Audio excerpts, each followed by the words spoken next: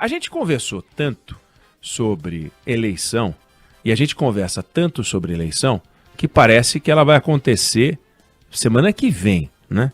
Mas, de certa maneira, e a gente já disse isso aqui, a gente já comentou, o professor Fernando Schiller já chamou atenção para isso, a gente vive o processo, o momento político mais atípico dos últimos 30 anos. Absolutamente atípico. Nós não tivemos sossego político, eleitoral, desde o primeiro dia, seja o presidente da República, seja a observação da movimentação no PT, desde o primeiro dia do mandato do presidente Jair Bolsonaro, a gente fala sobre 22. É uma coisa incrível, né? Eu acho que o único 22 famoso é a Semana de Arte Moderna. Eu achava que era, né? Que está completando 100 anos. Eu achava que era a semana de 22, era aquela, mas não. A gente tem o ano de 22, 2022, que é uma coisa inacreditável. Inacreditável, só que aquele era cultural. Esse é político, vai ser estudado na história esse 22, o 21, o 20, o 19 e o 18, como um momento incrível, né? Há fases da nossa história que são absolutamente espetaculares. Sem falar das datas mais chaves, né? Chegada da família real, independência, república. Mas assim, a gente tem momentos de ruptura, algumas institucionais, 1930, né? Risco de ruptura, quase ruptura, e ruptura, 1954, 55, a gente teve a eleição do JK e foi confirmada em 55, mas foi antecedida do suicídio do presidente da República, Getúlio Vargas, uma confusão com impeachment do vice-presidente, impeachment do presidente da Câmara dos Deputados, um golpe que acabou não acontecendo e que iria acontecer em 64, quando a gente de novo teve uma ruptura institucional da maior gravidade, que tem seus efeitos até hoje, efeitos do regime militar. Se a gente não tivesse tido o regime militar de 64, por exemplo, não teria havido a Constituição de 88. A Constituição de 1988 só existiu para restaurar o Estado de Direito, que 64 aboliu. Portanto, a gente estaria, provavelmente, sob o marco da Constituição de 46. Olha que coisa interessante. A gente teria a Constituição de 1946 hoje no Brasil, que ia ter uma porção de emendas, provavelmente, mas se a gente fizesse 1946 menos 2022, a nossa Constituição estaria completando 76 anos, né? Seria muito diferente do que a gente tem hoje, uma Constituição que completa 34 anos, né? Ou seja, teríamos uma Constituição 42 anos mais antiga, mais testada, mais treinada, e a gente não teria vivido uma série de abusos que a gente conheceu no regime militar, experimentos e abusos aos direitos humanos, e um período lamentável. E lamentável também o desgaste e a forma como, olhando no retrovisor, foi escrita uma carta constitucional que deixa seus efeitos aí, PEC atrás de PEC, mais de 100 PECs, para tentar tornar essa carta administrável, para que o Brasil possa conviver com essa roupa apertada que atrapalha e dificulta a ação. Todo instante a gente vê, não dá para fazer isso porque a Constituição não deixa, não dá para fazer aquilo que a Constituição não deixa. Algumas a gente festeja, outras nem tanto. Mas tudo isso para dizer que 2022 vai ser um destes anos, um desses períodos a ser estudado com grande intensidade. E aí, quando a gente olha para o que aconteceu da Constituição para cá, ou da redemocratização para cá, a gente vai ver que a nossa democracia é marcada pelo número 2, né? Nós estamos em 2022, mas é marcada pelo número 2. A gente tem uma democracia 222, a gente teve 2 processos de impeachment, Collor e Dilma, a gente teve 2 vice-presidentes, naturalmente, Itamar e Michel Temer, e a gente teve 2 políticos que entraram no governo e cumpriram o seu governo e entregaram a faixa para o sucessor. Collor não entregou, Itamar não foi eleito, Fernando Henrique entregou, Lula entregou e Dilma não chegou ao fim. E agora nós estamos indo para o terceiro presidente, este que vai entregar a faixa para o próximo ou para ele mesmo. Então a gente tem uma democracia até agora 2-2-2. Curioso isso. 2 impeachments, 2 vices e 2 completos. E os dois vices, por incrível que pareça, eles ensinam para a nossa democracia algumas coisas muito úteis para a compreensão do momento que a gente vive hoje. Olha que curioso. Collor e Dilma, que foram os presidentes empichados, criaram grandes crises. Collor com a experiência econômica fracassada do confisco, Collor com uma experiência bem sucedida do início do processo de privatização, sim, mas Collor com uma experiência mal sucedida de criação de sustentação política, desabou e veio Itamar Franco. Portanto, Itamar Franco é resultado de uma crise política, resultado de uma crise econômica e, evidentemente, uma crise social. E ele nasce da crise. Portanto, ele já entra num ambiente de crise. Maior desafio do governo Itamar Franco, além de superar a crise econômica, política e social, construir uma maioria capaz de fazer aprovar os projetos de transformação que ele herdou. Ele herdou um problema, herdou uma crise. E conseguiu fazer a estabilização econômica do país. É óbvio que se deve atribuir a estabilização econômica ao Fernando Henrique.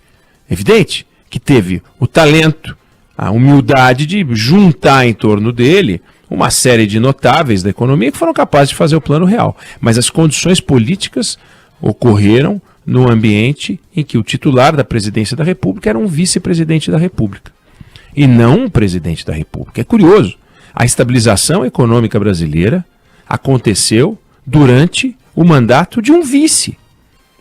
A gente fica falando sobre os projetos que um presidente tem, pois um projeto mais espetacular dos últimos tempos, que é a estabilização econômica, aconteceu no mandato de um vice-presidente da República. E não o seu antecessor, o titular do cargo, que era o Collor, que prometeu fazer aquilo que só o Itamar conseguiu fazer, estabilizar a economia brasileira. Um feito que vai acontecer em 1994 e, portanto, a gente tem um país estável há 28 anos. Quem tem mais de 28 anos de idade nasceu sob um regime instável economicamente. Aí você vem, com o tempo, vem Lula, passa o seu governo, passa a faixa para Dilma, bum, cai a Dilma pública. Que tem uma peculiaridade em relação aos governos anteriores, que talvez tenha sido o primeiro governo que chegou com um projeto de governo escrito, analisável, e que surgiu antes do presidente tomar posse. Quando a gente vê o programa Ponte para o Futuro, feito pelo Michel Temer, com a equipe dele, o Ponte para o Futuro surgiu, um programa de governo entregue a então presidente Dilma Rousseff, que ignorou. Eu não vou dar cartaz para esse homem, eu não vou dar cartaz para essa turma. Eles que se danem, isso é MDB, tudo bando de malandro, esse pessoal aí quer tomar o meu governo. Pois cai a Dilma e o Michel Temer tem um programa Ponte para o Futuro, que inclui a criação do teto de gastos, que a gente está implodindo agora, que é o que segurou a economia brasileira, que inclui lei de responsabilidade das estatais. O saneamento das estatais começa no governo Michel Temer. A gente olha o que foi o governo Michel Temer, que muita gente, quando fala a respeito dele, diz, puxa vida, tá aí um nome... Puxa vida, tá aí um cara que a gente tem que tirar o chapéu. Na hora a gente falava mal, mas olha, parece que no governo dele... Pois, Itamar Franco e Michel Temer são dois vice-presidentes. Por que dois vice-presidentes conseguiram dar uma lição aos presidentes e à política? Não porque fossem políticos que no momento em que apareceram fossem campeões de votos e pudessem, portanto, disputar a eleição presidencial naquele momento. Eles não tinham essa força, do contrário, teriam disputado a eleição presidencial e não ter companheiros de chapa dos que tinham força eleitoral, no caso o Collor e depois o PT, a Dilma. Mas os dois têm uma característica. Primeiro, pertencem a um partido grande, o MDB. Na época PMDB, depois MDB. Partido grande. e não uma aventura, um partideco sem estrutura. O MDB é um partido gigantesco, então os dois pertenciam a partidos grandes. Os dois tinham capacidade de fazer aliança, até porque pertenciam a partidos grandes. Então a organização, a base de sustentação do governo, acabou servindo, primeiro, para a sobrevivência dos dois, coisa que Collor e Dilma não conseguiram.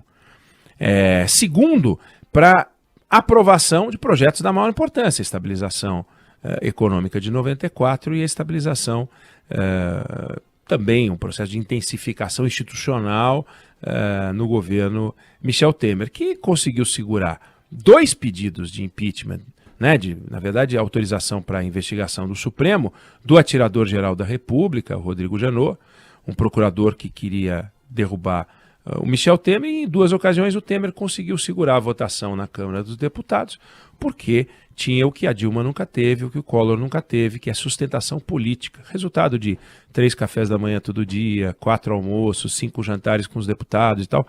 Quando o presidente não tem isso, fica muito difícil.